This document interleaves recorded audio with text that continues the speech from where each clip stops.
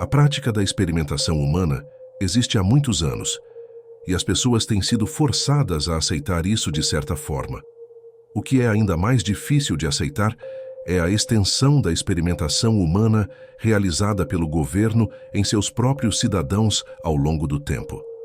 O governo tem tentado encobrir inúmeros fatos ao longo da história, com suas intenções, em muitos casos, sendo verdadeiramente questionáveis. Embora as intenções possam ter sido nobres em determinado momento, frequentemente os resultados foram igualmente negativos, ou até piores, do que se nada tivesse sido feito. Pode surpreender muitas pessoas. Dizem que o governo conduziu muitos experimentos com os seus cidadãos, sem dar a devida consideração ao seu bem-estar. Alguns desses estudos resultaram em danos físicos e mentais para os participantes, e alguns até foram fatais para aqueles que concordaram em participar. Neste vídeo, vamos explorar algumas das experiências humanas mais sinistras, mas antes disso, inscreva-se no canal Terra Obscura e ative as notificações para mais atualizações. Apesar da notável história dos Estados Unidos na luta pela liberdade e justiça, dizem que as pessoas não têm consciência das atrocidades cometidas em nome da ciência e do progresso. Não é surpreendente que alguns dos experimentos humanos mais nefastos realizados no país tenham ocorrido em prisões e campos de detenção. Enquanto os nazistas se destacaram com seus horrores experimentais, os Estados Unidos também se destacam com testes médicos secretos, vivissecções, lobotomias e outras formas horrendas de tortura em prisioneiros e doentes mentais. Ao longo dos anos, dizem que o governo dos Estados Unidos realizou experimentos ultrajantes e controversos, mas alguns se destacam pela completa falta de moralidade. Aqui está uma lista dos 10 experimentos humanos mais abomináveis que o governo tentou encobrir, começando com a Operação Avental Branco, uma operação secreta ocorrida entre 1950 e 1976, que usou soldados dos Estados Unidos como cobaias para agentes de armas biológicas, incluindo antraz, gripe suína e outras doenças letais. Muitos desses soldados eram adventistas do sétimo dia que se alistaram para a importância da pesquisa médica e do papel da ciência na melhoria da saúde e bem-estar das pessoas. Estima-se que 700 soldados participaram da Operação Jaleco Branco, e estima-se também que pelo menos 572 morreram dias ou anos após a sua conclusão, através de registros precisos, não estão disponíveis devido à má manutenção de registros por parte dos funcionários do governo naquele momento. Em 1986, quando surgiram relatos de experiências de irradiação em cidadãos norte-americanos insuspeitos, muitas vítimas da Operação Jaleco Branco contataram suas famílias para discutir suas experiências. Alguns até realizaram reuniões com outras cobaias antes de falecerem de câncer e outras doenças, relacionadas à sua participação no programa. O projeto Aversão foi uma série de experimentos conduzida pelo Dr. Aubrey Levin, um psicólogo sul-africano. Levin utilizou terapia de aversão para tentar curar a homossexualidade em homens gays. Esta terapia consistia em aplicar choques elétricos e drogas indutoras de náusea, quando os homens eram expostos a imagens ou vídeos de conteúdo homossexual. Em um dos experimentos, os participantes foram obrigados a assistir pornô gay enquanto recebiam choques elétricos toda vez que demonstravam excitação. Em outro experimento, os homens foram drogados e expostos a imagens de nudez masculina, enquanto recebiam drogas para induzir náusea, com o objetivo de associar sua excitação sexual com dor e desconforto. Além disso, alguns prisioneiros foram forçados a se masturbar enquanto assistiam pornografia gay, ou mantinham relações sexuais com uma prostituta, para então receber choques elétricos quando demonstravam excitação. Levin justificava sua pesquisa, argumentando que era crucial impedir que os gays procriassem, se permanecessem desviantes. O projeto foi exposto pelo professor Rob Halkoff e recebeu críticas de grupos de direitos gays. No entanto, não está claro se houve outras consequências em decorrência desta revelação. Em 2014, foi lançado o documentário Pink Skin, Blue Skin, que detalha o trabalho de Levin e seu lugar na história, intitulado Antídoto para o Pecado Original da África do Sul. Projeto Stargate. De acordo com um memorando da CIA, o projeto Stargate começou em 1978, quando um funcionário da Agência de Inteligência de Defesa dos Estados Unidos, chamado Ingo Swann, solicitou financiamento de uma agência interna para investigar seus experimentos de visualização remota. Swann já era famoso como parte de uma investigação do Exército sobre habilidades psíquicas depois de hipnotizar os sujeitos e perguntar o que eles tinham visto enquanto estavam fora do corpo. Ele concluiu que os seres humanos poderiam conduzir seus corpos físicos e viajar para outros lugares da Terra, e possivelmente para outros lugares em apenas alguns minutos.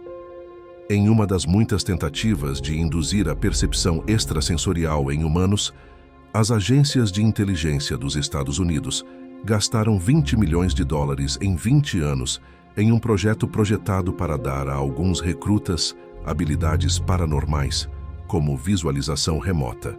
A suposta capacidade de espionar pessoas e eventos através do tempo e do espaço psiquicamente. Alegadamente, enquanto os cientistas do governo estavam a testar o lado psíquico, eles descobriram uma nova maneira de enviar mensagens uns para os outros, usando telepatia.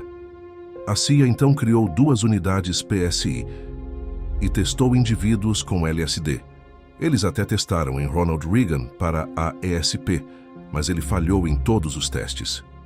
Mais de 20 anos depois, apesar de ter gasto milhões de dólares em tentativas de aprender a capitalizar esses poderes extradimensionais, nada veio do projeto Stargate, que é um fracasso completo ou um encobrimento total.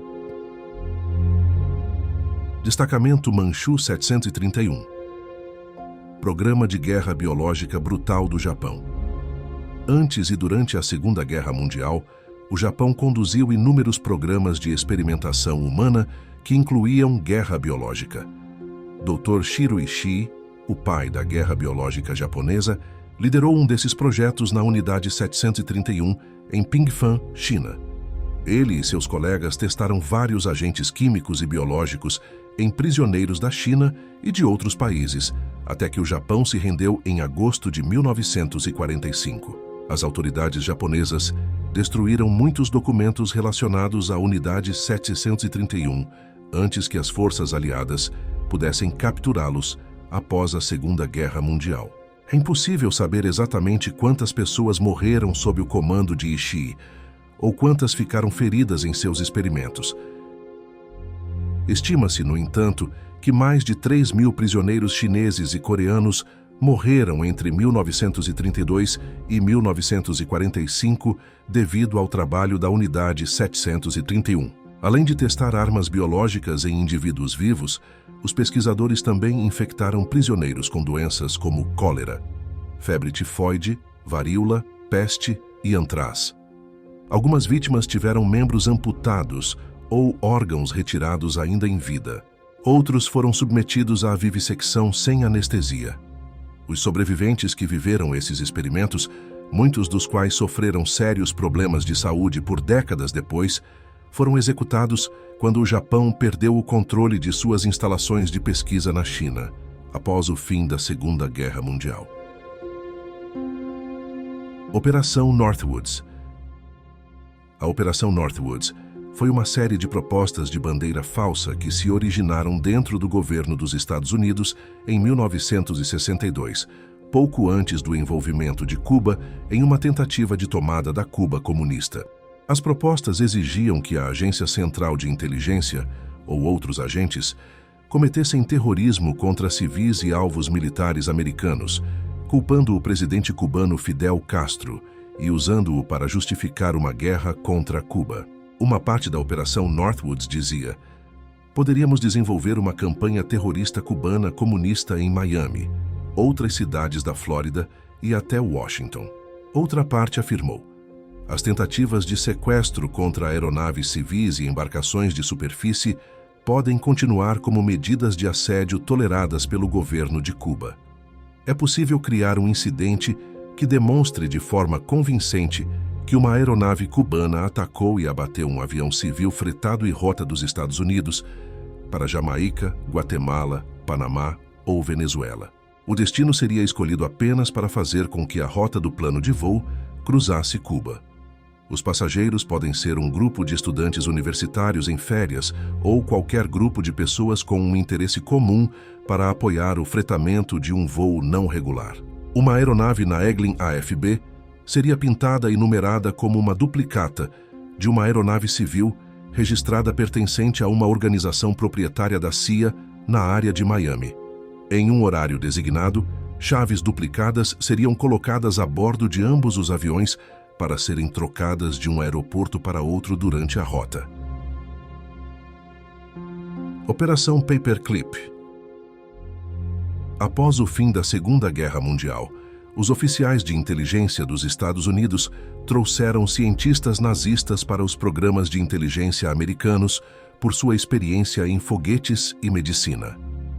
Esta operação começou em 1945, quando o então presidente Harry Truman autorizou um plano para trazer cientistas alemães selecionados e suas famílias para a América. Eles eram conhecidos coletivamente como Operação Paperclip. Entre eles estavam alguns ex-membros do Partido Nazista, mas isso não impedia a entrada. É relatado que cerca de 1.600 destes cientistas podem ter sido ex-nazistas que trabalharam em campos de concentração, ou tiveram outras histórias obscuras. Um desses cientistas foi Wernher von Braun, conhecido por desenvolver foguetes V-2 para a Alemanha durante a Segunda Guerra Mundial, antes de se tornar cidadão americano após o início da Operação Paperclip em 1945. Outro foi Hubertus Strughold, considerado por alguns o pai da medicina espacial, porque desenvolveu sistemas de suporte semelhantes para voos em grandes altitudes e viagens espaciais enquanto trabalhava em aeronaves nazistas durante a Segunda Guerra Mundial, antes de se tornar cientista-chefe do Grupo de Tarefas Espaciais da NASA em 1960. Muitos desses cientistas trabalharam na NASA durante o programa espacial Apollo. Projeto MK-Ultra. Em 1953, o presidente Eisenhower aprovou o projeto MK-Ultra, uma operação coberta projetada para dar aos Estados Unidos uma vantagem na Guerra Fria através de pesquisas envolvendo controle mental e interrogatório químico. Durante seus 11 anos de funcionamento, as autoridades usaram drogas e tortura psicológica contra cobaias involuntárias, muitas vezes militares ou civis, para desenvolver técnicas de lavagem cerebral e soros da verdade. Esses testes incluíam a indução de doenças mentais por meio de hipnose e isolamento forçado e drogas como LSD, PCP, maconha, cocaína e anfetaminas. Não só tornou os membros de grupos de teste mentalmente instáveis, mas também levou a pelo menos 2 suicídios, enquanto outros sofreram efeitos permanentes, como perda de memória. Não foi até 1977 que uma audiência no Congresso expôs MK-Ultra. No entanto, muitos documentos relacionados ao projeto nunca foram revelados ao público, porque eles contêm informações confidenciais sobre funcionários da CIA que estavam envolvidos com o projeto MK-Ultra. Esse é um dos experimentos mais notórios já realizados pelo governo. Começou em 1953 como um esforço para combater os avanços soviéticos e chineses em técnicas de lavagem cerebral, mas rapidamente se transformou em um esforço para desenvolver técnicas de controle da mente que pudessem ser usadas em espiões inimigos. Muitos sujeitos eram participantes involuntários, que não tinham ideia de que estavam sendo experimentados. Outros sabiam exatamente o que estava acontecendo. A privação de sono desempenhou um grande papel em alguns desses experimentos. Há relatos de que algumas pessoas não dormiram por mais de 11 dias seguidos como parte desses testes. Alguns sujeitos também sofreram tortura e abuso sexual enquanto usavam drogas como LSD. Operação Midnight Climax. A Operação Midnight Climax foi um subprojeto do projeto MK-Ultra, um experimento de controle mental da CIA que entrou em operação na década de 1950. Durante 17 anos, de 1955 a 1972, empreiteiros de defesa dos Estados Unidos trabalharam com agentes da CIA num projeto ultra-secreto, chamado MK-Ultra. O objetivo era investigar se drogas como o LSD poderiam ser usadas no controle da mente ou como soros da verdade contra inimigos da segurança nacional. A parte principal do MK-Ultra foi um experimento chamado Midnight Climax, que ocorreu entre 1953 e 1964 em casas seguras na cidade de Nova York, São Francisco e no condado de Marin. Os agentes atraíam as pessoas, pagando-lhes por sexo. Muitos participantes involuntários foram apanhados nas ruas usando um estratagema sobre uma festa ou uma entrevista de emprego. Depois cochilaram com LSD sem o seu conhecimento ou consentimento. Este experimento envolveu indivíduos com danos mentais e, em seguida, a realização de testes neles para ver como reagiriam sob estresse. Os participantes seriam informados de que um determinado estímulo e choque elétrico, por exemplo, era um teste de audição ou visão. Aqueles que estavam sendo testados não foram informados sobre o que esperar e não tinham controle sobre isso. Estas experiências tornaram-se públicas em 1977, quando o jornalista investigativo Seymour Hersh fez uma reportagem sobre a Operação Cal e o Congresso realizou audiências pouco depois. Apesar das tentativas de apagar todos os registros desses experimentos, alguns documentos foram recuperados ao longo do tempo, incluindo um relatório de 1963 que detalha parte do que aconteceu durante as sessões do Midnight Climax.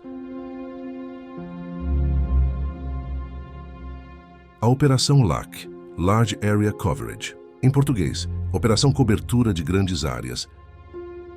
A Operação LAC dispersou partículas microscópicas de sulfeto de zinco-cádmio em uma ampla porção da América do Norte para avaliar a gama de possibilidades de armamento e dispersão de quaisquer quimio-bioagentes. Em 1952, membros de uma equipe de testes trabalhando com o Corpo Químico do Exército dos Estados Unidos realizaram uma série de testes no campo de provas de Dugway, em Utah.